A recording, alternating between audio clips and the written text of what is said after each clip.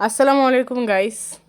আজকে আমার আম্মু খুব সুন্দর করে প্রসেস করে ভেজিটেবল দিয়ে ভাত দিয়ে সে খিচুড়ি রান্না করছেন রাইস কুকারে। আপনারাও কিন্তু এরকমভাবে সহজভাবে খিচুড়ি রান্না করতে পারেন। এই শীতে ঢাকায় অনেকের বাসায় গ্যাস থাকে না, তো এরকমভাবে ইলেকট্রিক্যালি রাইস কুকারে আপনারা সহজভাবে খিচুড়ি রান্না করতে পারেন। মিনি ওয়েট করছে যে কখন খিচুড়ি হবে এবং সে খাবে। শীতের সবজি দিয়ে খিচুড়ি খাবার টেস্টি আলাদা।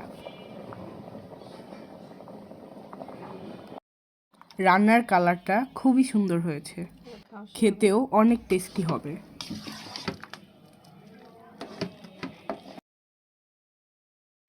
ফাইনাল লুক, আমাদের টেস্টি খিচুড়ি রেডি হয়ে গিয়েছে।